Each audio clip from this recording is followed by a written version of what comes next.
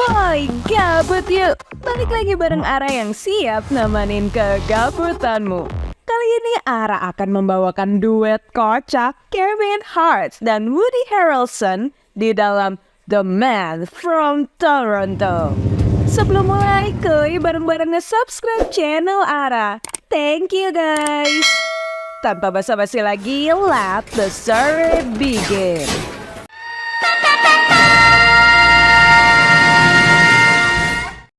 Perkenalkan Teddy dan live streamingnya yang luar biasa kreatif, inovatif, dan destruktif.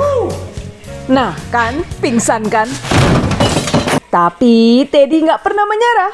Kali ini ia membuat Teddy Bar yang nggak kalah hancurnya.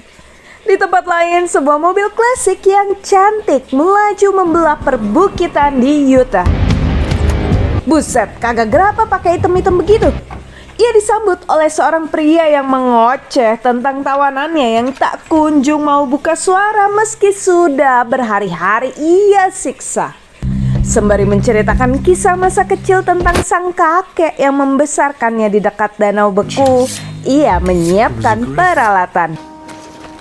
Ia juga menceritakan momen saat sang kakek dikuliti oleh beruang itu, sebagaimana dirinya yang juga tidak akan memberinya ampun saat ia mengulitinya nanti. Luar biasa takut, mantan pasukan khusus Prancis itu auto ngebeberin informasi yang selama ini dikorek darinya. Sempetlah ngasih resep dulu buat sup yang baunya gak karuan. Ya mending soy deh tawanannya. Di pagi hari yang cerah, Teddy akhirnya tahu kalau namanya kini udah jadi kata kerja. Di hari ultah istrinya, ia memberi kejutan dengan tiket menginap yang wow, ngeprint aja ngaco nih orang. Ia juga berjanji akan membuat ide bisnisnya kali ini berhasil dan memperbaiki kehidupan mereka. Dengan penuh keyakinan, ia melangkah dan menjelaskan ide briliannya.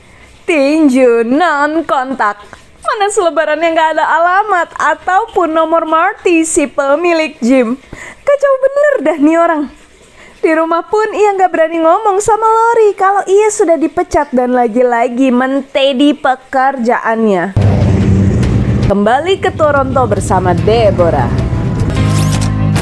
Meski baru tiba di rumahnya yang luar biasa keren, pria yang baru pulang ini kembali mendapat panggilan di tengah kesibukannya masak duren. Ia pun menuju Ononcock untuk menjemput pundi-pundi uangnya. Sedangkan Teddy setelah mengantar Lori ke salon, ia berjuang membaca alamat yang gak jelas itu. Babe, I got you set up. Dan malah tiba di pondok yang salah. Dua pria beda size ini juga malah saling salah paham dong. Teddy mengiranya sebagai broker villa, sedangkan si bongsor malah mengira Teddy sebagai The Man from Toronto. Di tengah ketakutannya, Teddy berpura-pura menginterogasi pria yang jauh lebih ketakutan darinya ini. Secara ajaib, Teddy tidak mengacaukan kebohongannya dan berhasil mengorek kode yang diminta. Tapi jangan senang dulu. Mereka disergap oleh FBI dong guys. Rame deh rame.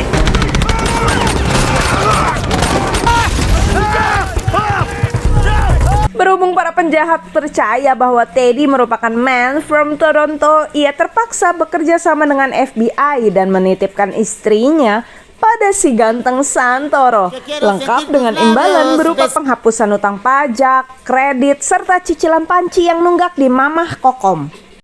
Visa, you can pay that one off monthly. Dan disinilah ia berada di hadapan Daniela Marin dan ngelantur soal password yang biasa dipakai sama si Toronto yang asli. Daniela Marin. Lah, Daniela bilang dia harus melewati 2 tahap dulu nih sebelum sampai ke target FBI, yakni suaminya, sang kolonel Marin. Toronto nggak tinggal diem nih guys. Memanfaatkan Agent Davis, Toronto mengikuti dari belakang. Ia juga mengelabui FBI dan menyuruh mereka mengikuti truk kuning yang tidak bersalah. Bah, panik dia tuh supirnya. Daniela menjelaskan perjalanan mereka yang akan menuju Puerto Rico. Kalau pria di pondok ini punya sebagian kode yang dibutuhkan kolonel, Mr. Green yang akan mereka temui memiliki sisanya. Tepat sebelum jet pribadi itu lepas landas, Toronto menerobos dan membongkar penyamaran Teddy. Meski sempat berdebat, cut it out. We believe that this whiny little was in Lake 50 miles from. Are you stealing my origin story? Toronto menunjukkan skillnya dan kembali meyakinkan bahwa Teddy sang impostor. Ya, kocak. Gara-gara foto yang diambil rekan mereka, para penjahat ini beneran percaya kalau Teddy adalah Toronto yang asli. Perkelahian seru terjadi antara anak buah Daniela dan Toronto. Tapi vibes-nya auto rusak gara-gara tingkah konyol Teddy. Shoot him! Warning, caution.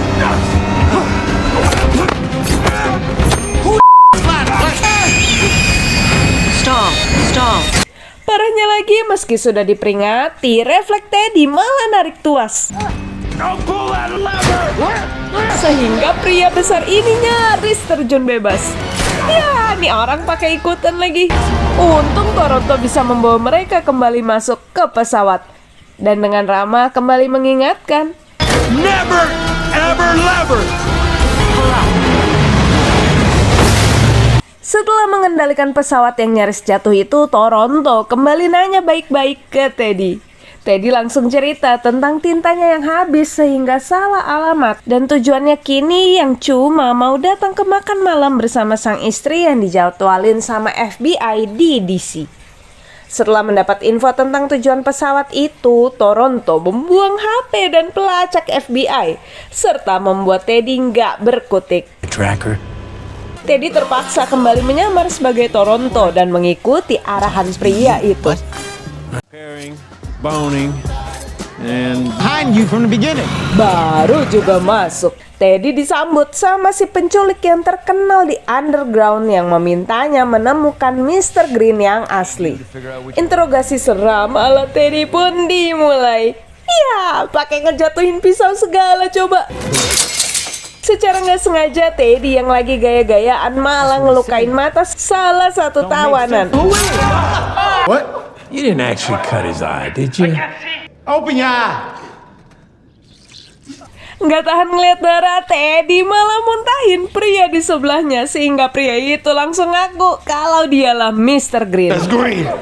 He's green. I heard you were the best. Meski sudah berhasil menemukan Mr. Green, si penculik malah sadar sama TWS yang dipakai Teddy dan langsung mencurigainya. Wih, dengan keren Toronto masuk tepat waktu dan melumpuhkan semua orang di situ. Mr. Green menjelaskan kalau ia terlibat dalam pembuatan bom yang ledakannya malah akan terlihat seperti gempa bumi. Mas-mas di pondok memiliki password bom tersebut, sedangkan sidik jari jempolnya diperlukan untuk mengaktifkan bom mengerikan itu. Bom itu jelas menjadi incaran Marine yang hendak memberontak terhadap pemerintah. Toronto menyuruh Teddy keluar duluan dan segera setelahnya terdengarlah teriakan mengerikan dari dalam sana. Begitu keluar, Toronto buru-buru minta bungkus keripik bekas Teddy dan memasukkan jempol ke situ. Tapi broker Toronto ternyata menugaskan man from Miami untuk nyusul Toronto sehingga kini mereka berdua harus berhadapan dengan pria flamboyan itu. Teddy yang terjun bebas terjatuh bersama bungkus keripik berisi jempol Mr. Green. Teddy berusaha ngelempar bungkus itu ke Toronto, tapi si keripik oplosan malah jatuh ke lantai dasar. Meski sempat kena peluru nyasar milik Toronto tadi,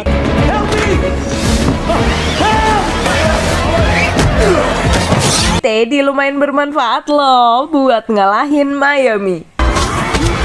Toronto kini sibuk jadi dokter dadakan dan ngobatin bokong Teddy yang kena serempet pelurunya. Toronto nelpon broker yang gak pernah ditemuinya selama 20 tahun kerja bareng. Teddy yang ikut ngedengerin malah menarik kesimpulan kalau wanita itu berbohong. Bukan karena indera ketujuh, 8, 9, 10, dan seterusnya. Tapi kebiasaan yang ngeles dari Lori membuatnya peka dengan cara bicara si broker barusan. Menuju Washington, Teddy berusaha ngebuka obrolan dengan sok tahu tentang profil Toronto. Yang diajak ngomong malah ngebalikin omongan Teddy dengan level mulut pedes yang ngalahin emak-emak julid. Say you're gonna do is what got you into this situation. The only thing you ever landed was that poor woman. Omongan Toronto bikin Teddy sadar. Ia minjam HP Toronto untuk minta maaf telah melewatkan seluruh ulta Lori. Dan mereka janjian di restoran Prancis nanti malam. 7 p.m. Wah, Toronto nganterin Teddy dong. Tapi mereka kayaknya lupa deh sama Santoro, si personal asisten dadakan Lori. Ngelihat Lori gak sendirian, Toronto mulai gugup nih karena ternyata dia selalu grogi di depan wanita. Wih, tanpa diduga, nyambung dong sama Toronto. Davis yang gak nongol-nongol bikin Santoro nekat keluar. Ditumbangkan begitu saja Bung oleh the man from Miami. Baru juga dekat samaan, Toronto diseret Teddy yang ngeliat Miami.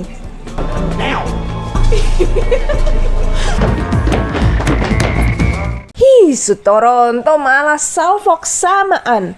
Yah, kekejar deh. Teddy berusaha ngebantu Toronto, tapi si pintar malah terus mengacau. Saat akhirnya dapetin pistol, Teddy malah nembak Toronto. Melesetnya niat banget ya Om. Pinjam mobilnya bentar ya Pak Pol. Ada jempol yang kudu dikejar nih soalnya. FBI segera mengejar mobil yang kini menuju pertemuan Marin itu. Nah kan bener, broker Toronto adalah orang di balik tindakan Miami dan kini mereka sudah mengantarkan jempol Mr. Green ke hadapan Marin. Ingat rumor tentang Toronto yang pernah ngulitin orang di Minnesota? Ini nih kejadian sesungguhnya. Ia disewa untuk ngehabisin pria penjudi yang ngutang banyak sama pinjol. Ngelihat anak si bapak, dia gagal ngelakuin tugasnya.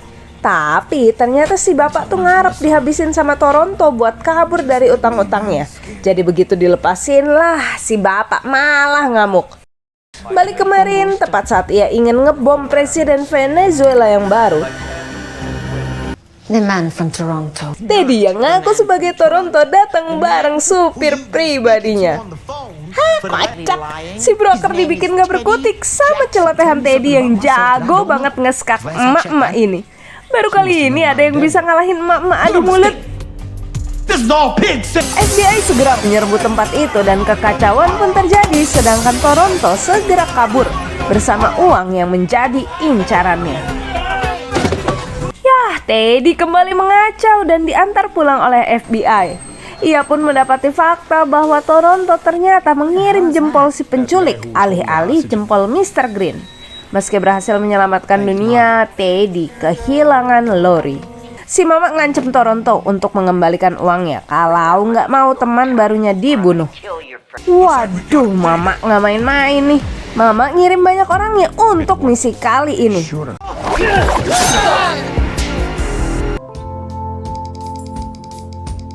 Teddy yang buru-buru mau ngejar Lori dihadang Miami. Wow, Toronto datang dong. Tapi Tacoma Brother datang dan mereka pun kabur ke dalam gym Marty. Wow, Toronto segera ngeluarin skillnya, sedangkan Teddy malah sibuk jumpalitan. Lah, malah ngeluarin jurus tinju non kontak. Dikira tendangan tanpa bayangan kali ya.